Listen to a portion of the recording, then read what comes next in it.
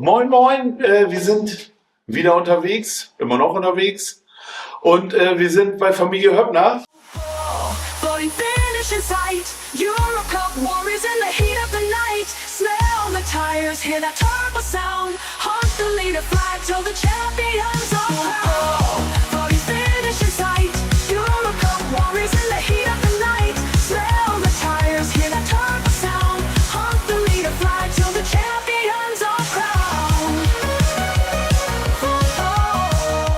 Stellt euch mal eben am besten vor.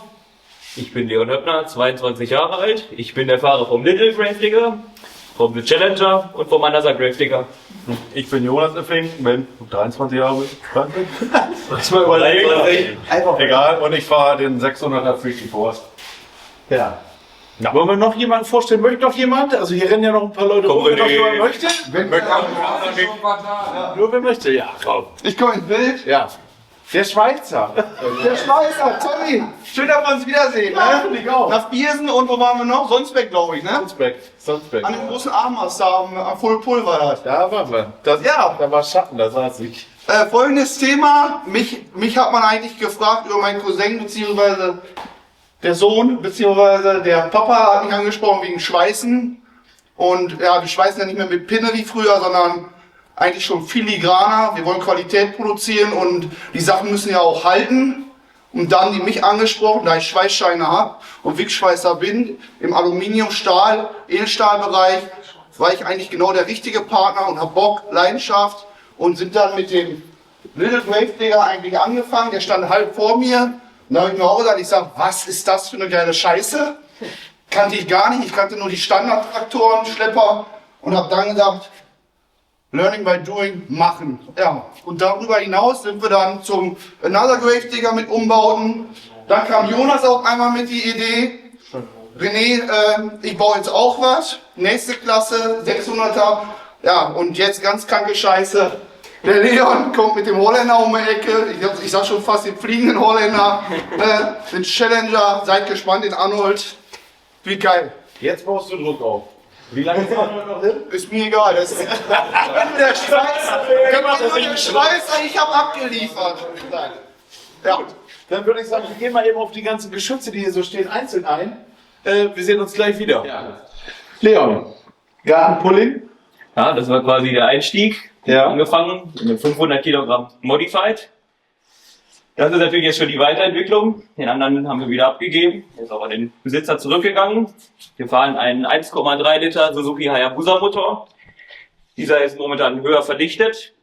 Und wir probieren dieses Jahr auf Methanol zu fahren. Er hat eine komplett andere elektronische Einspritzung und auch externe Zündspulen.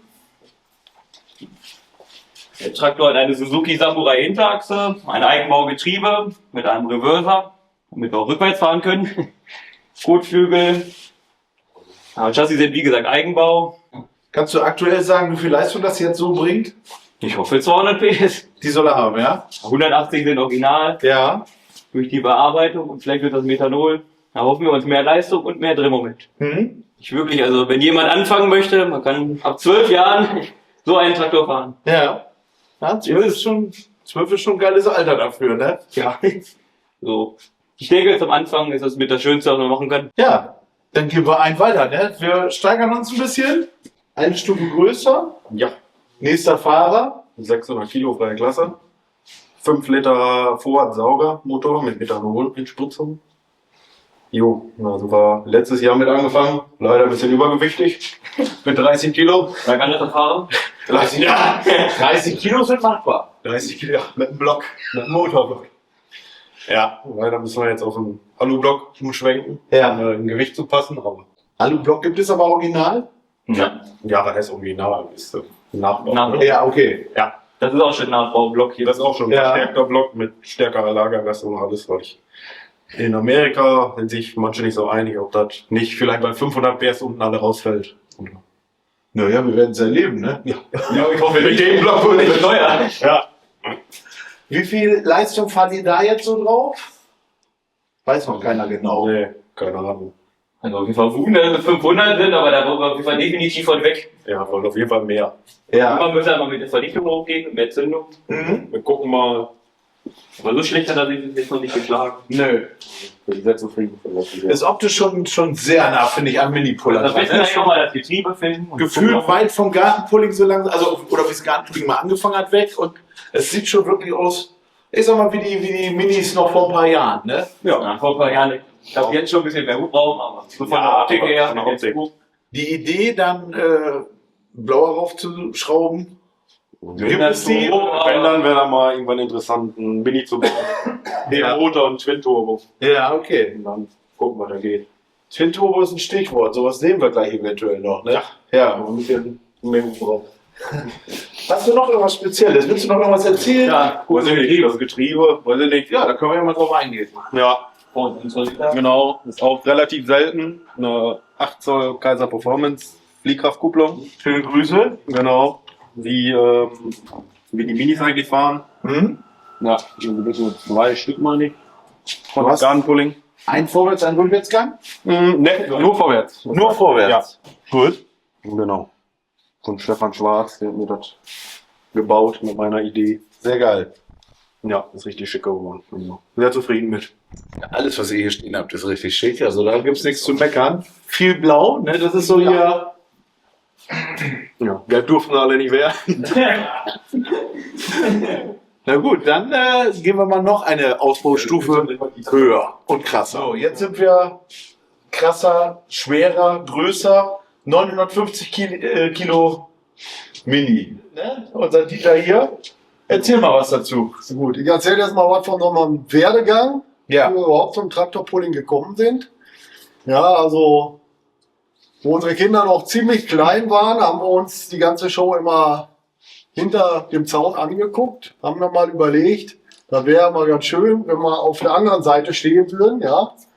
Und haben uns dann auch am Samstag mal zusammengesetzt und sind dazu gekommen, halt mal angefangen, diesen Gartenpuller zu bauen, wo wir vorhin drüber gesprochen haben. Ja, und wie gesagt, ich habe halt die Wahnsinnstruppe hier so zusammengeführt und irgendwie wächst dann das eine Projekt aus dem anderen wieder raus. Ne?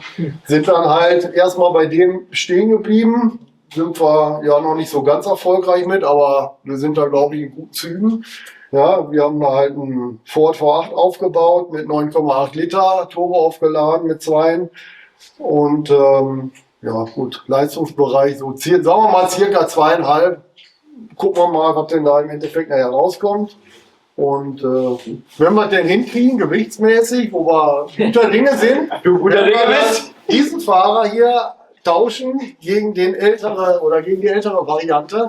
Und der probiert das dann dieses Jahr mal. Und wenn es schief geht, können wir immer noch wieder zurück. Ne? Ja. Also leistungstechnisch haben wir ja schon ein paar Mal gesehen, wenn du Gas gibst und die Turbos arbeiten, will das Ding nach vorne. Raddrehzahl, keine Ahnung, wisst ihr, was der für eine Raddrehzahl macht? Habt ihr das irgendwo? Theoretisch gesehen 200. Hat er mit Sicherheit, ne? Aber eigentlich müssen wir mit der Radzahl runter. Das Ja. machen die Holländer auch alle. Die gehen alle Richtung 150 bis 160, Ja. damit die Reifen halt nicht wachsen und sich auch nicht auf die Seite schmeißen. Genau, das große Problem ist, bei dieser enormen Raddrehzahl, irgendwann wächst das Ganze, deine Auflagefläche wird weniger, er wird unruhig, ne? Und du kriegst auch einfach, das Profil kann gar nicht arbeiten, ne? Der Reifen kann gar nicht richtig in den Boden fassen. Da seid ihr jetzt dran und überlegt, ob ihr dann quasi eine andere Übersetzung fahrt. Das, Ja, bin dann nächstes Jahr hoffentlich mit einem ganz anderen Chassis. Oh, Dann kriegen wir wahrscheinlich auch weit über 100 Kilogramm mehr vorne in die Kufe rein, Ja. damit er hoffentlich auch unten bleibt und man das Zugpendel mal hochschrauben kann. Also da kann man quasi mit 2 Leuten hintereinander fahren. Ne? So leicht wird er dann, ja. Da bin ich gespannt. Also ja, das hat man gesagt. Sobald die Turbos arbeiten, will die Nase nach oben. Ne? Das haben Wir fahren nur 1 Bar Ladedruck, Ja. so, da geht noch viel. Ja, ich bin mega gespannt. Also optisch seid ihr ganz vorne mit dabei, würde ich sagen. Auch hier dominiert wieder blau. Und Noch. noch heißt was. Ah, nee, guck nicht jetzt. Das steht auf Geld. Wenn neue Chassis kommt neue Farben ins Spiel. Das ist einfach so, ne? Auch da sind wir Gut, gespannt. Flügel kommt ja nicht Ja, gut aussehen, ne? Ich will da nichts sagen. Ja. Also der Flügel wird nicht gehen. Da kann ich auch jetzt sagen. Wir haben ja schon eben auch einmal kurz drüber gesprochen, die Minis waren ja gefühlt mal kurz Richtung Aussterben. Also waren ja wirklich wenige nur noch in Deutschland unterwegs. Wenn ihr jetzt alles ordentlich am Laufen kriegt und das, was ja noch neu nach Deutschland gekommen ist, zum Teil letztes Jahr, zum Teil kommt ja vielleicht noch dieses Jahr was. Dann haben wir eine richtig geile, wilde Mini-Klasse, wo ich echt gespannt bin, wer sich da dann nachher durchsetzt. Aber ihr habt ja noch was eingekauft, ne? Wollen wir da mal Ja, rübergehen? genau. Dann gehen wir Wir noch mal setzen einen noch mal rüber. einen drauf oder probieren noch einen drauf zu setzen. Ja, wir gehen mal einen rüber und zeigen euch mal eben, was noch hier so los ist. Vielleicht haben wir noch was dazwischen wäre. Ja, ich gehe jetzt erstmal auf die andere Seite. Ich gehe gleich mal. So. Jetzt müsst ihr mal eben erzählen, warum, wieso und wo soll es hin? Das ist der alte The Challenger aus Holland. Wir haben letztes Jahr angefangen, die Überreste davon aufzukaufen. Das halbfertige Ergebnis seht ihr hier. Das ist ein Rolls-Royce Meteor V12 mit 27 Liter Hubraum, einem 1871er DMP Lader. Das ist vergleichbar mit dem von The Riddle und Let's Try. Ja, jetzt haben wir mehr oder weniger probiert, das alte Chassis zu kopieren. Die Hinterachse haben wir wieder übernommen. Ja, eine neue Ansaugbrücke musste gebaut werden. Da ist auch komplett neues Scoop drauf bekommen, weil er da drauf gefallen ist. Da war es halt auch Schrott. Wir probieren jetzt das Setup von 2018 zu fahren, mit dem kleineren Tank, aber der großen Pumpe, etwas weniger Overdrive. Wir probieren nur 1,5 Bar Ladedruck zu fahren, statt 2. Und irgendwie gucken, dass wir, oder ich zumindest heile aus dieser Kiste wieder rauskomme. Ja. Weil die haben sich schon mehrmals damit ins Krankenhaus gebracht, Ja. wo ich jetzt nicht so scharf drauf bin.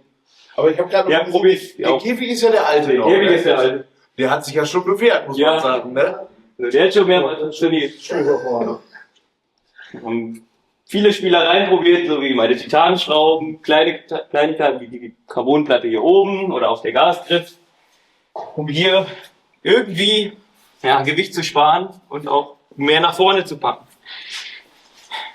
Wie gesagt, eigentlich ist alles weiter nach vorne gewandert. Die Sitzposition, weil Ja. ich auch viel kleiner bin, wie die beiden Vorbesitzer. Ja, die Zündanlage oder beide Zündanlagen sind weiter nach vorne gekommen. Der Ölfilter. Der Motor ist auch 5 mm weiter nach vorne. Momentan kann nur noch ich probieren, etwas abzunehmen. Aber Was ist so erster Gedanke, wenn du denkst, ich steige da das erste Mal rauf und hebel nach vorn? das sage ich dir, wenn es vorbei ist. Na gut. Keine Na Ahnung. gut, na gut. Ich habe mir nur sagen lassen, dass das krass ist. Da gehen wir einfach mal von aus. Habt ihr da im Moment eine Idee, wo der leistungstechnisch nachher dann liegt? Also der soll über 2800 gehabt haben. Ja, glaube ich. Jetzt Also ist ist das. Es ist viel mit Sprit. Also mit Sprit kannst du sehr viel Leistung eliminieren in diesem Sport oder mit diesen Motoren. Mhm. Das sieht man von außen vielleicht auch gar nicht oder auch mit der Zündung, wenn du da was rausnimmst. Ja, bin ich mega gespannt. Wann glaubt ihr, seid ihr damit das erste Mal auf der Bahn? Eigentlich muss ein Arnold fertig sein. Und jetzt zu oft groß angekündigt. Den Druck hast du dir jetzt gerade selbst gemacht, aber ich hoffe das sehr. Ich hoffe das sehr, dass ihr das hinkriegt. Und ich bin mega gespannt, was dann passiert. Auch wie ihr gegeneinander als direkte Konkurrenten dann Das wollen wir nicht gegen. Wir sind ja ein Team. Ne? Ja, wer steht oben, wer steht unten, ne? Wer ist hinter wem? Ich bin mega gespannt auf das Ganze. Ja, schwer zu sagen gerade, was passiert, wenn da Gas gegeben wird. Ne? Also Luft genug kommt auf jeden Fall. Da gehe ich von aus, ja. Wie viel Nervosität macht sich bei dir so breit, wenn du einfach, wie gesagt, dran denkst? Ich glaube, das Schlimmste ist eher das Geld. Das Fahren ist das andere. Ja, mega. Noch irgendwas, was ihr verändert habt, was ihr verändern wollt oder was du noch erzählen willst? Verhindern wollen, das werden wir wahrscheinlich am Ende der Saison sehen, wie sich Ja. das Ganze verhält. Wisst ihr aktuell, was der an Sprit auf 100 Meter durchschnorchelt? Also der Tank hat, glaube ich, 26 Liter und mindestens 20 soll er verbrauchen. Also Wenn die große Übersetzung da wieder draufkommt, braucht er auch den 32 Liter Tank wieder. Ich wollte gerade sagen, am Start darf er nicht ganz lange vorlaufen. Ja, die haben ja schon einen Kompressor dadurch hochgejagt, weil sie Schade. den mal eine Minute vom Bremswagen laufen hatten. Okay, und dann ist er Dann ist nachher... der im Backfire und dann ist der Kompressor, der liegt auch noch oben in der Kiste, einmal hier lang gerissen. Dann bin ich mega gespannt. Ich drücke dir die Daumen, dass du da...